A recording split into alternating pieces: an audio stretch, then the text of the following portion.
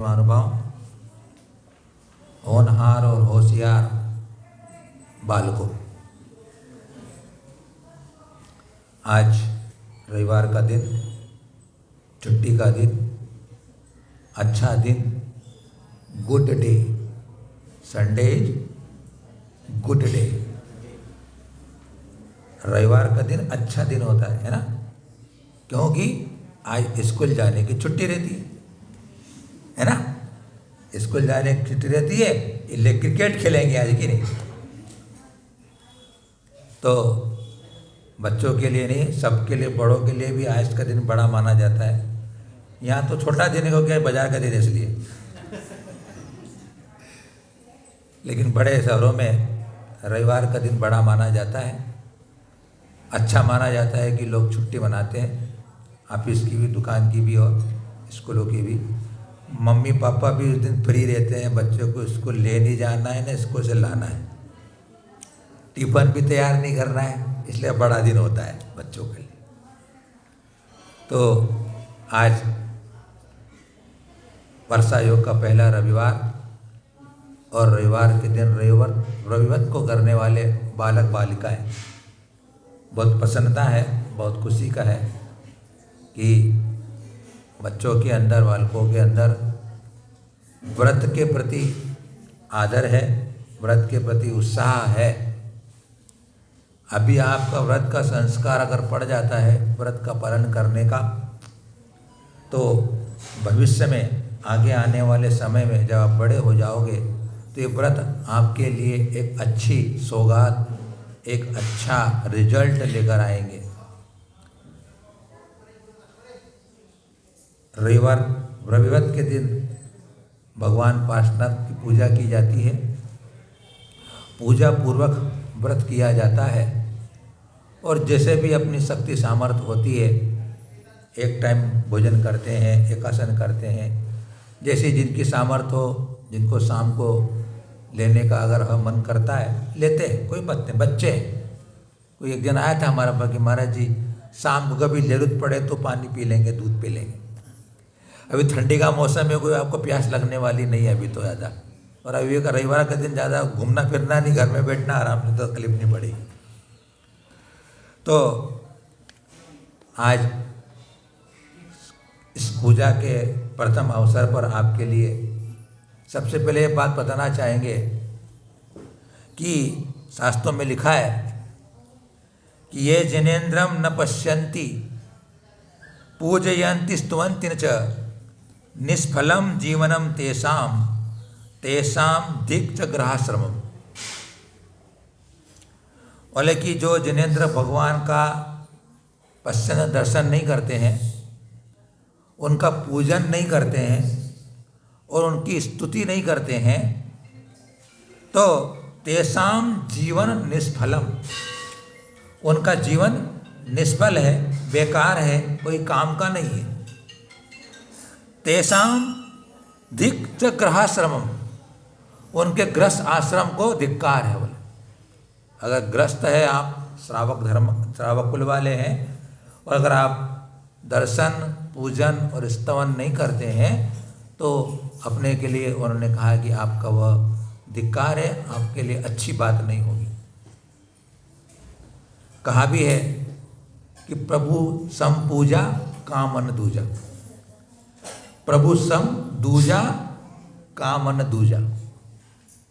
कहते हैं कि 100 काम छोड़ करके स्नान करो, 100 काम छोड़ करके स्नान करो, 1000 काम छोड़ करके भोजन करो, 1,00,000 काम छोड़ करके दर्शन करो, और करोड़ों काम छोड़ करके पूजन करो। पूजन आप करते हैं, अभी आपको इसलिए पूजन कराया का संस्कार दे रहे हैं क्योंकि बड़ा श्रावक बनने पर अपने को प्रतिदिन पूजा करने का अपना धर्म होता है। भगवान जिनेन्द्र की पूजन करने का प्रतिदिन अपना धर्म होता है, चाहे बच्चे हो, बड़े हो, बुजुर्ग हो, सबके लिए। और अभी इस व्रत के माध्यम से आपको संस्कार पड़ेंगे, संस्कार मिलेंगे, आदत पड़ेगी। अभी रविवार पूजन करोगे, दर्शन करोगे, धीरे धीरे जब आप थोड़े बड़े हो जाओगे, समझदार हो जाओगे, तो फिर आपको रोज पूजन करने का मन बनेगा, रोज पूजन करने का मन बनेगा। पूजन से ही अपन पूज्य बन जाएंगे। पूजन क्यों कर रहे हैं भगवान की? अपन भगवान की पूजन क्यों करते हैं? क्योंकि जो भगवान की पूजन करेगा वो पूज्य बन जाएगा। पूज्य तो बनेगा ही, लेकिन उसमें आपको 3 फायदे हैं पूजा करने वाले को। एक तो होता है पुण्य वृद्धि, गुण वृद्धि और रिद्धि वृद्धि। पूजा करने वाले जो पूजन करते हैं, भगवान के दर्शन करते हैं, उनकी विशुद्धि बढ़ती है तो उनका गुण बनता है। कौन सा गुण बनता है? उनका बढ़ता है ज्ञान गुण बढ़ता है उनका।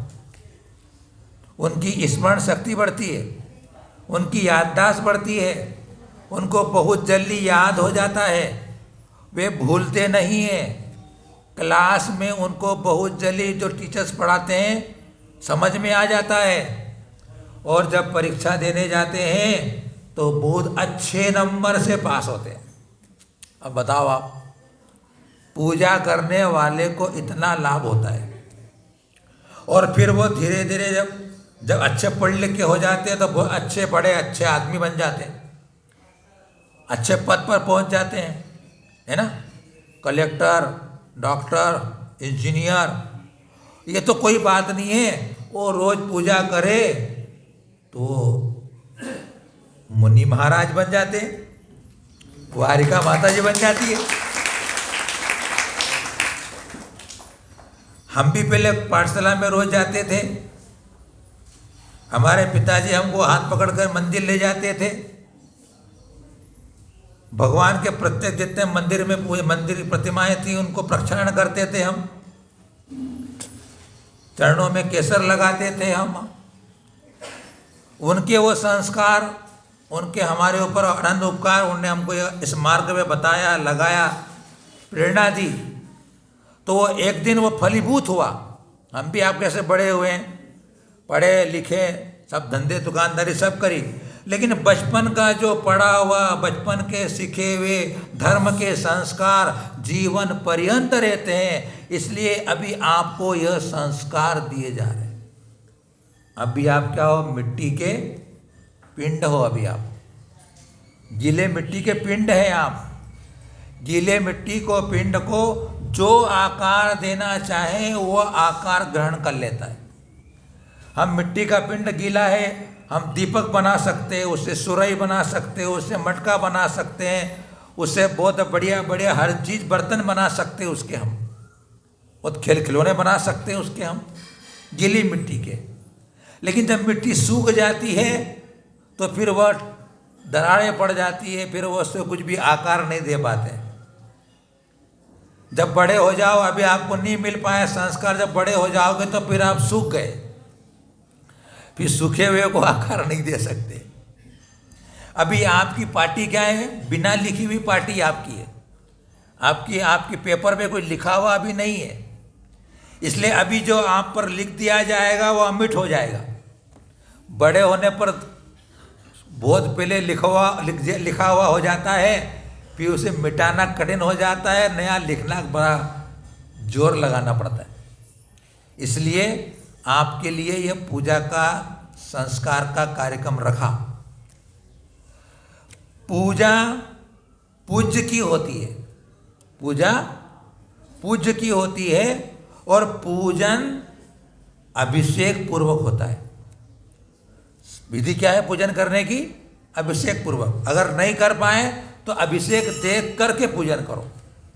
अगर अभिषेक नहीं कर पाते, अपन कपड़े की व्यवस्था नहीं हो पाती, कोई तकलीफ नहीं, फिर भी अभिषेक देख करके भगवान का पूजन, सभी के लिए, बच्चों की बात नहीं कर रहा हूँ मैं, सभी के लिए बात कर रहा हूँ मैं, बड़े जन के लिए भी ये बात है कि अभिषेक पूर्वक पूजन होता है। और अभिषेक नहीं कर सके तो आप देख करके भी पूजन करें तो वो पूर्ण पूजा का, क्योंकि अभिषेक पूजा का एक अंग है। 5 अंग होते हैं पूजा के। क्या होते हैं? 5 अंग। पहला अभिषेक, स्थापना, पूजन, शांति पाठ और विसर्जन। ये 5 पूजा के अंग है। इस 5 अंगों से पूजा की जाती है वह पूर्ण फलदायी होती है। वह तुम्हें इस भाव में, इस लोक में सुख, शांति, समृद्धि, स्वस्थता, आरोग्यता, स्मार्टता, हर चीज प्रदान करेगी। और अगला जब होगा भाव, आप स्वर्ग में जाओगे। अगला भाव मिलेगा आपको, स्वर्ग में जाओगे। स्वर्ग से आओगे यहाँ पर, मनुष्य भाव अब तो होगा, और फिर आप पुरुष बन करके भगवान की फिर पूजा करोगे, दर्शन करोगे, अभिषेक करोगे, उनके जाप करोगे, उनका स्तुति करोगे, बड़े हो जाओगे, फिर दीक्षा लोगे। जरूर दीक्षा लोगे, सारे कर्म कट जाएंगे तुम्हारे। दीक्षा लेने के बाद फिर तुम स्वयं भगवान बन जाओगे, तुम स्वयं पूज्य बन जाओगे। फिर तुम कभी संसार में लौट कर नहीं आओगे, फिर तुम्हें दुख के दिन नहीं देखने होंगे, फिर तुम्हें बार बार जन्म नहीं लेना होगा। इसलिए पूजन प्रतिदिन करना चाहिए तुम्हें। अब देखो आप, एक मेंढक, छोटा सा पशु, भगवान जिनेंद्र की पूजन करके बहुत बड़े रिद्धिधारी देव को प्राप्त हो गया। मेंढक जैसा प्राणी, आप तो अच्छे प्यारे प्यारे नन्हे मुन्ने बालक हो, पंचेंद्रिय है, समझदार हो, होशियार हो, स्मार्ट हो, मोबाइल में खूब खेलने को तैयार रहते हो, उसके अंदर है। बड़े लोगों को मोबाइल चलाने आता, तुमको चलाने आता है। आज की जो जनरेशन है, आज के आप जो लोग हैं, आप अने आपको गॉड गिफ्ट मिली कि आप बहुत स्मार्ट है, बहुत तेज दिमाग वाले हुए हो। तो उस दिमाग को सही जगह उपयोग करना, अच्छे काम में उपयोग करना, है ना। खराब काम में दिमाग को उपयोग नहीं करना। खेलो भी, कूदो भी, लड़ो भी, झगड़ो भी, लेकिन वापस में प्रेम कर लो। खेलना कूदना भी ध्यान रखना, मोबाइल में मत बैठे रहना दिन रात। अभी तुम्हारा जीवन है खेलने कूदने का, खाने पीने का। खाओ पियो भी, देखो बड़े बड़े अच्छी बात है, वहाँ तुम्हारे पास आए खाने पीने की बात मिल रही है? खाओ पियो, खूब खेलो कूदो, और खूब पढ़ो, खूब पढ़ो। और फिर और साथ में माता पिता का विनय करो, माता पिता की इज्जत करो, माता पिता का कहना मानो, है ना। ये भी आपका धर्म है। देखो एक कहानी सुनाते हैं आपको, बहुत बढ़िया कहानी। कहानी इतनी अच्छी है आपको लगेगी कि माँ के ऊपर कहानी हुआ है। कहानी ये है कि जो हम बच्चे हैं, माँ का कर्ज नहीं चुका सकते। माँ का कर्ज अपने पर है। जिस माँ ने अपने जन्म दिया है, 9 माह जिसने अपने पेट में रख कर के दुख सहन किया है, उस माँ के प्रति आपका क्या कर्तव्य होता है, उस माँ के प्रति आपकी क्या फॉर्मेलिटी होती है, उस माँ के प्रति आपका क्या आपका उनका क्या सम्मान होता है, वो देखना है इस कहानी के माध्यम से। एक सोनू नाम का बेटा था, और वह बड़ा चंचल था, होशियार था। माँ ने उससे कहा, बेटा धोबी के यहाँ जा कर के कपड़े लेके आ जा। धोबी को कपड़े धोने को दिए, तो कपड़े लेके आ जा। सोनू धोबी के यहाँ गया, धोबी को कहा भी हमारे कपड़े दे दो। धोबी ने कपड़े दे दिए, लेकिन एक कागज का टुकड़ा पकड़ा दिया उसे। उस कागज के टुकड़ों पर लिखा था कि 2 पैंट की सिलाई के 3 रुपये। धोबी ने बिल दिया, बोला अपनी भाषा में बिल दिया उसने कि 2 पैंट धुलाई के 3 रुपये, 3 बुशर्ट धोने के 3 रुपये 75 पैसे, और 1 साड़ी धोने के 4 रुपये। ऐसे 10 रुपये 75 पैसे का बिल सोनू को दे दिया। अब सोनू कपड़े लेकर आया और माँ को दे दिया, और वो कागज़ भी दिया। तो माँ बेटा पूछता है कि माँ ये कागज़ क्या चीज़ है? तो बोले कपड़े की धुलाई का बिल है। बोले कि इस कपड़े धोबी ने अपना कपड़े धो के दिए, इसलिए उसने उसका जो खर्च होता है, जो उसका परिश्रम किया, उसको पैसा देना पड़ता है। तो उसने बिल के अनुसार पैसे भिजवा दिए उसको। अब एक दिन क्या हुआ, सोनू को 20 रुपये की जरूरत पड़ गई। सोनू को 20 रुपये की जरूरत पड़ गई। क्यों? क्योंकि उसे खिलौना खरीदना था। सोनू को खिलौना खरीदना था 20 रुपये का। तो बड़ा स्मार्ट था वो, उसने भी क्या करा, एक कागज लिया, उस पर लिखा कि छोटे भैया को घुमाने के 3 रुपये, बाजार से सब्जी लाने के 2.25 रुपये, बीमार मम्मी की सेवा करने के 10 रुपये और मैया के लिए दवा लाने के लिए 4 रुपये 75 पैसे, कुल मिला के 20 रुपये। ऐसा कागज में नीचे लिख दिया कि यह बिल शाम को 3 बजे तक पूरा कर दे। अब स्कूल से लौटकर सोनू कमरे में गया, वहाँ 20 रुपये रखे हुए थे।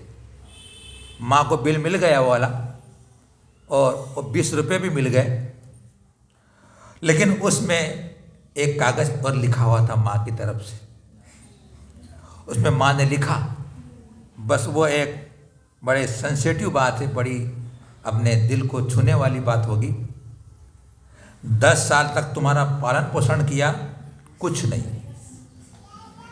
10 साल तक तुम्हारा पालन पोषण किया, कुछ नहीं। बीमारी में तुम्हारे सिर और पैर दबाए, कुछ नहीं। बीमारी में तुम्हारे लिए दवा ला कर दी, कोई नहीं, कुछ भी नहीं। तुम्हें दिए गए प्यार के कुछ भी नहीं। इस बिल को जब बने मुझे चुका देना। माँ ने लिखा अंत में, उसने तो 3 बजे की डिमांड की थी, मुझे 3 बजे रुपया चाहिए। बोले तेरे को जब लगे मुझे इसकी कीमत चुका देना। अब जब बिल सोनू ने पढ़ा तो वो समझ गया और दौड़ा दौड़ा माँ के चरणों में जाकर लिपट गया। वो माँ के चरणों में लिपट गया, माँ के चरणों में झुक गया और उसकी आंखों से अश्रु की धारा बहने लगी। उसके माँ के चरण धुल गए। इतना उसको अपने उस बात का बड़ा फीलिंग हुआ उसे कि मैंने क्या किया। अरे जिस माँ ने मुझे सूखे में सुलाया और स्वयं गीले में सोई है, जो रोटी नहीं खाती थी मेरे लिए और मुझे बहुत प्यारा सा अच्छा सा भोजन कराती थी मेरे लिए, मुझे कितना प्यार और कितने अच्छे कपड़े और खेल खिलौने ला के देती थी, और मैंने उसके बदले में यह बात लिख के दी। वो बच्चा पानी पानी हो गया और माँ से माफ़ी मांगने लगा कि माँ, मैं तेरे इस बिल का जन्म जन्मांत तक मैं कर्ज नहीं उतार सकता।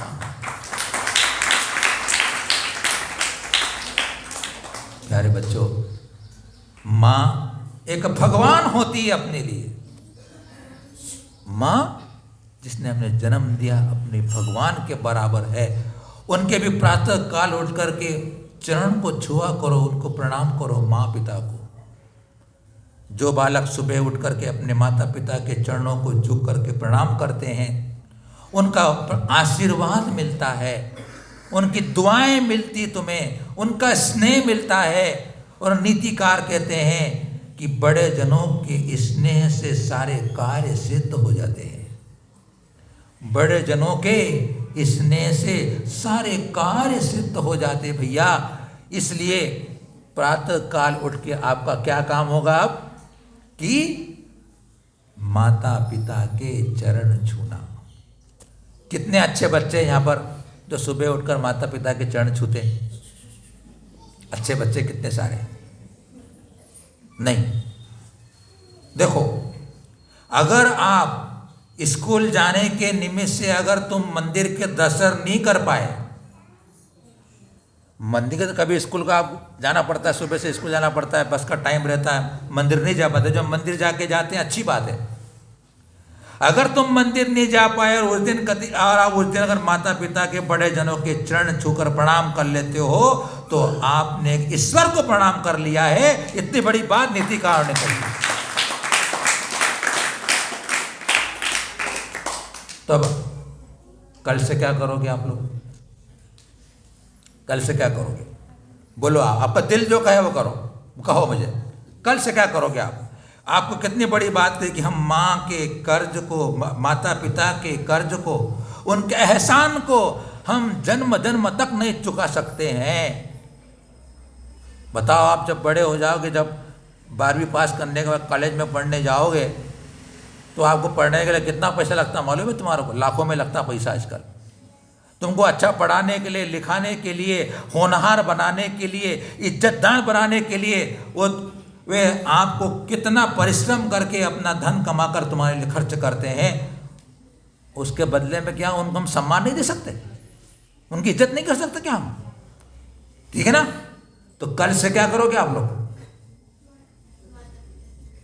माता पिता के चरणों को छू करके प्रणाम करो। अरे पुराने समय में तो हम स्कूल में जाते थे, हमारे मास्टर के भी पाँव छूते थे हम। अब क्या होता नहीं पता नहीं आजकल। आप बड़े लोग बैठे हुए, आपने भी छुए होंगे। क्यों भाई? अब तो आपको टीचर्स होते हैं ना, पहले मास्टर होते, गुरुजी होते थे, अब टीचर्स तुम्हारे होते हैं अब। क्यों बताओ, है ना? तो भाई कल देखो, अभी आपका मन कमज़ोर पड़ रहा है, कोई बात नहीं, अगले हफ्ते में तैयार कर लेंगे आपको। अभी मन कमज़ोर है, कोई तकलीफ नहीं, लेकिन आप एक दिन छू के देखो, आपको कितना आनंद आता है। वो भी गुरु समान आपके हैं, ध्यान रखना। माता पिता भी तुम्हारे गुरु के समान हैं। वो गुरु से आपको विद्या मिलेगी, वो आपको आशीर्वाद देंगे, चिरंजीव भव। आप उनके चरणों में झुकोगे ना, चिरंजीव भव, यशस्वी भव, दीर्घ आयु भव, आपको आशीर्वाद मिलेगा। और उनके आशीर्वाद से सारे काम सफल होते हैं। आपकी हमेशा जीत होगी, आप हर क्षेत्र में सफलता प्राप्त करोगे, ऊंचाई को प्राप्त करोगे, यश मिलेगा तुम्हें, आपको यश मिलेगा, है ना? तो आपके लिए आज का इतना ही आशीर्वाद है। फिर अगले दिन, अगले हफ्ते पूजा के द्रव्य पर, कैसी पूजा करना, किसे द्रव्य चढ़ाना, उस पर भी चर्चा करेंगे और अच्छी प्यारी प्यारी और बातें करेंगे आपसे हम। तो क्योंकि अभी आपके पेरेंट्स भी बैठे, उनके लिए 10-15 मिनट की चर्चा करूँगा मैं, उनके लिए भी थोड़ी मैं चर्चा करूँगा। तो आपके लिए आज का इतना ही आशीर्वाद है कि अगले रविवार बहुत अच्छे से सामग्री लेके आना, बढ़िया वाली सामग्री। जितना अच्छा माल चढ़ाओगे उतना अच्छा माल मिलेगा। जितना बढ़िया द्रव्य चढ़ाओगे उतना बढ़िया पुण्य का फल मिलेगा भाई। द्रव्य चढ़ाने में कंजूसी नहीं करना है। अच्छे बढ़िया बढ़िया द्रव्य लाना, फल फूल नैवेद्य। अगर मन करे तो घर से मिठाई बना के ले आना, कोई अच्छी सी शक्कर पारा बना के ले आना, कोई तकलीफ नहीं। हाँ, लेकिन नैवेद्य चढ़ना चाहिए, हैं? क्या बोलते हो? क्षुधा रोग विनाशनाय नैवेद्यम निर्वपामति। और चढ़ाते क्या हो तुम? हैं? चढ़ाते क्या हो? बोलो, हैं? क्या चढ़ाते हो? छोटी सी चटक, इतनी सी, इतनी वाली, उस पर भी काला काला लगा रहता है। हमारे उधर क्या करते हैं? छील के, गोटे को छील करके बनाते हैं। वो समय नहीं है, जल्दी काम करना है, तो वो चटक चढ़ाते हो। चटक चढ़ा करके तुम क्षुधा का नाश करना चाहते हो, तो छोटी सी चटक चढ़ाओगे तो छोटी क्षुधा नष्ट होगी। नैवेद्य बढ़िया शक्कर का बनाओ, कोई तकलीफ नहीं। अगर आप शुद्ध अगर बन जाता है अपने यहाँ, तो मिठाई बनाओ बढ़िया सी, कोई सी भी है। खाजा बना के ले आओ, क्या तकलीफ है? खाने को तो बढ़िया चाहिए अपने को, है ना? अच्छा द्रव्य चढ़ाओ। जितना बढ़िया द्रव्य उतनी अस्थि विशुद्धि, उतना ज्ञान का क्षोभम बनेगा, उतना बहुत जल्दी याद होगा। जितना माल लगाओ माल मिलेगा, माल लगाओ माल मिलेगा। तो बंधुओं, प्यारे बच्चों, आपके लिए खूब आशीर्वाद है। खूब पढ़ो लिखो और धर्म की रक्षा करना है, समाज की रक्षा करना है, परिवार की रक्षा करना है, और आगे चल कर के हमें मोक्ष मार्ग पर बढ़ना है, अपनों को आत्मा का कल्याण करना है।